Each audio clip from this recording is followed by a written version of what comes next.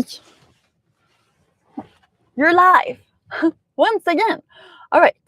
So seems to be working now. Sound, DJI Mic, that is in my computer here. Then we have the Osmo 3 there for visuals. I have my computer. We have the Starlink plugged in back there. I just tried and it didn't work because the Starlink kept on going offline, though I'm not sure if it's because of my plug, my 12-volt plug that was in the back. I had some issues with it in the past, plugging my MacBook Pro, not this one, but a 17-inch. And it would just kind of go with that sound that the MacBook Pro does when it plugs in. So I think that maybe the issue might be the 12-volt in the back near the front. So that'd be over there. I plugged it in the front. So far, so good. I'm thinking we didn't lose data yet. Also, though, we are parked. We are not moving. And when I tried a minute ago, we were moving. I have the Starlink Mini with the roaming on. It should work. I mean, that's the whole point of doing awesome podcasts on the road. Yeah. So let's test this out. We're going to Supercharger right now. That's the whole point of this. And testing the live setup so that while you charge your EV or while you do whatever, you can listen to us or watch us. I wanted to go back into the whole, road trip that we did not long ago. From Vancouver to LA. Yes, and then back. It was a round trip. How much it really cost us, not just in electricity and gas, but also in the actual span of things. So I got the numbers, I crunched the numbers. I'm going to give you all of that so that you can know a little bit more on how this channel costs to run. Also, the Osmo is duct taped to to the I guess we call it dashboard. Yeah. So that's kind of an interesting setup. I'll show you a setup later. I'm gonna take a picture. That way we'll put it on followpiper.com and everywhere else. This is great. Master, you have your hand. It's cool. Nice. It adds. Do you like this spec? Yeah, it's cool. Okay, cool. I'm gonna put it like this. So we'll see if we get a few different people looking into the car. It's weird, but it's not crazy weird. And we just saw one person that had the Starlink in the front. So maybe it's better for connectivity. The whole thing about putting things in the front of your dashboard is that depending on the lighting, it kind of reflects in the windshield, right? And so that's not great when you have tickets and stuff. I know a lot of Asian people have a whole bunch of little dolls and stuff on their dashboards. Not my favorite thing. But if we have to, we'll just have to put the Starlink there. Because we just saw, what was it? It was a Juniper? That had the Starlink. Had some questions, but unfortunately could not get answers because we were at a traffic light. Okay, thanks for being here. If you're watching this live, make sure that you drop a comment on the YouTube channel. If you aren't subscribed already, subscribe. Yes, this helps a lot. And we are gaining a lot of subscribers per day. So thank you to everybody who is joining the adventures, on the road adventures. I have here, yeah. Okay, so the cost of the road trip. We were gone for 19 days. Yeah. So we did from Vancouver, British Columbia, down to Los Angeles, California.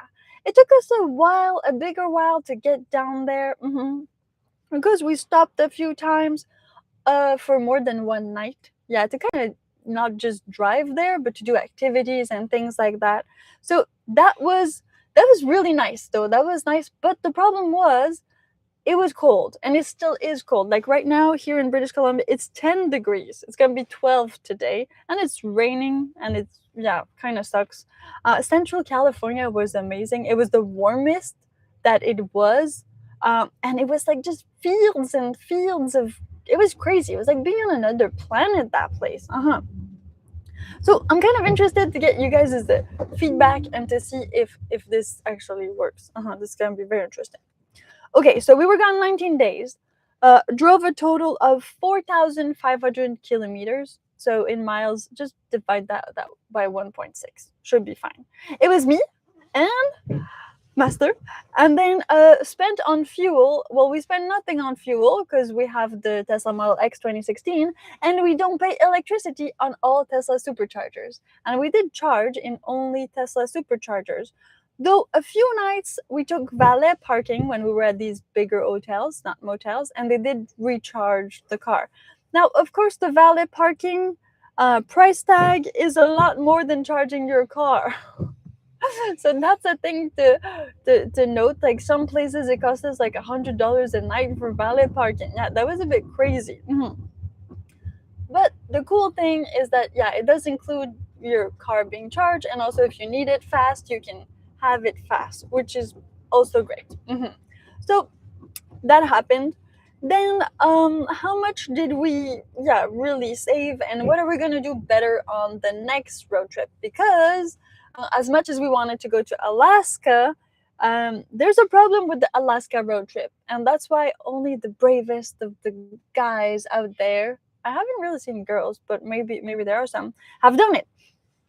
And that is going from like Vancouver to Alaska. There are no Tesla superchargers. Like at one point, stop, there's no more. So you have to rely on other chargers and superchargers from just other companies. There are plenty, but I realized that my Model X 2016 would need to be retrofitted to fit for the fast charging or supercharging with all other EV chargers, and that's $1,000, which you're like, it's not that bad. It's not that bad, but it's just that the complexity of that and wanting to leave soon and all of that decided, okay, Alaska is going to be for another time. Probably with the Cybertruck. Still waiting on the loan for the Cybertruck. The loan officer has all the papers now, or so I think. We just emailed each other this morning. Still waiting on that. But while we wait, why not do things? So going to a supercharger right now. Thank you to all people who are watching. This is awesome. And so let's set the scene. Where did we go? What did we do? And what happened? Okay, so I track all of my receipts. For those of you who don't know this, I'm pretty crazy on accounting. Why? Because you can like save so much, on taxes, but also for your business expenses and all of these things when you do a good accounting. So always keep your receipt. But also all the kilometers that I do for my YouTube channel and videos and all these things, well, those are deductible. Yeah, I know, it's crazy. And if you don't know this little trick, the way it works in Canada, I don't know where you're at in the world, but I don't pay electricity on my Tesla Model X 2016 because I have it free forever at every Tesla supercharger. So that way, every deduction I get for my kilometers is, of course, for wear and tear and normal vehicle stuff. I'm not paying like gas. Well, in my case, electricity. So I'm getting a lot more out of that. And it is fully legal. I asked Claude, and the law is for all of the vehicle usage. So it doesn't matter if you're driving electric and you're not paying electricity. It doesn't matter. It doesn't matter if you own the petroleum. It doesn't matter. You can still deduct it. So if you do have a business, or if you are looking into deductions and stuff like that, maybe an electric vehicle, an older model of the Teslas, where you don't pay at superchargers if you have one close to where you're at, or your job, or your home, that'd be actually pretty cool, because you could reclaim all that, and that can even cover some of the payments for your car. Yeah, so you take it from the company, personal, whatever you do, talk to your accountant about it. But I'm really liking this so far. This is awesome. It's gonna kind of pay for my payments for the Tesla. Now, we charge, and how many superchargers did we do? We did 27 superchargers from Vancouver to Vancouver. Yeah, so there and back. So that's 27 stops that we did. They weren't all long stops. This is an interesting thing I found from doing my first big road trip. Well, our first big road trip was that when the Tesla tells you to stop only for 5 or 10 minutes, you do it. The way it calculates with the dashboard and everything is kind of amazing. So you just do it, and you always have enough charge to go to the next place. Also, when you charge below 80%, it takes so much faster to charge that, like, if I were to charge from, let's say, 0 to 80, let's say it takes me an hour. Well, from 80 to 100, it takes me like almost another hour. I know, it's that crazy. So that's on Tesla Superchargers only, though. And then there's different levels of Tesla Superchargers, but let's just say like a normal supercharger, maybe 250 kilowatt hour. We don't need to go crazy at like the 650. Those ones are intense. So that's one thing. Total energy on the trip, 931.9 kilowatt hour. Yeah. So that's what Claude says is it could have been in fuel an approximation of like $900 Canadian, close to $1,000 in fuel back and forth. And I paid $0 on all of that. Imagine that. So doing all this road trip, like I said, cost me $0, but it would have cost me for the same type of car between 700 and 900 Canadian dollars in fuel. But we were in the US, we were in California. Some places fuel is a bit more expensive. So let's just like round it up to $1,000 and we can call it a day. Also, well, different chargers have different rates. So even if I were to be paying for electricity at a Tesla Supercharger, sometimes at peak hours, you can 5 cents per kilowatt hour. But other times you can have like 38 cents per kilowatt hour. So it very much depends. But when you're on a road trip, you often don't have the time to like wait out for a better fee, like a better rate. You just have to charge here and now. So you take what you got. Also, for those of you who don't have a Tesla and you want to charge at a Tesla Supercharger, well, there is kind of another fee on top of that for like the non-Tesla users. But again, that's a bit the same thing when you're a Tesla owner and then you go to one of these other chargers. Yeah, some of these fees can be very, very high. Like, you better charge at home if you can, or when you're on a trip, you better figure out what's your best fee or rate. That would be better. Okay. Don't forget to drop a comment. We're open to comments in the comment section right down there if you have questions, because this was a really long spanning road trip. Okay. For us, what costs us the most on the whole road trip, because we do not live in our Tesla. Hi to Nico and Jimmy from Living in Tesla, and Nico Murillo, and even like, I mean, there's a few other guys out there. What's his other names guy? The Everyday Sandro? Yeah, Everyday Sandro. Guys, they live in their Teslas, and lodging has been the most expensive thing.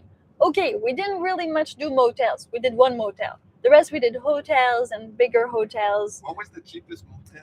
The cheapest of the trip was the Oceanfront Lodge in Crescent City. Yeah, but we gave that one 2 stars. It was $134 Canadian per night. So still, you're like at $134 per night. That's pretty expensive. So that was the cheapest for that trip. For the next trips, we're gonna try to do in more real motels, meaning under $100 Canadian per night, because that's the biggest expense. Like, it really is. If we go at like a night by night type of segment, the Hampton Inn in Portland, which had a great breakfast though, I have to say. Plus, with Hampton Inn, it's like Hilton Honors. I have points, so I was tracking all my points and all that stuff. But that one cost us $306 per night, which is kind of okay. Like, it's a nice hotel, but it's not the Four Seasons either. So it's, and you have free breakfast. Yeah, the Oceanfront, we did not have free breakfast, and might have caught a few things and didn't sleep that well. We have a comment. Oh, we have a comment. Awesome, thank you. Okay, is it a solar panel recharge capable vehicle? No. So I have the Tesla Model X 2016. We don't have a solar panel on it. Mm-mm-mm. And also, it's an older model. So if you're talking like the newer models of the Cybertruck, you can get it so the Cybertruck can kind of And it's really, be powered. Huh? it's really slow to recharge. It's slow. Yeah, it's slow. That guy's everyday Sam Tesla, he actually installed solar panels in front, and he did a whole videos on that. So also he's going like South America right now and places where there is a lot of sun, because as you might be able to see, it's very rainy and gray in Vancouver. So even if we had a solar panel installed sort of on the car, I think it would kind of just power our phones, not really enough energy to drive the Tesla itself. So, And um, he recharges EcoFlow battery. oh yeah. Most of those guys actually use it to recharge their battery packs or their power station. That way, they don't use the Tesla's battery for that. So it's kind of like an add-on, which is good. We do also have a battery, the DJI 1,000 watt battery, on which we cook meals on, and then use it to sometimes recharge the electronics as well. But right now, all my electronics are kind of independent. I'm not even plugged into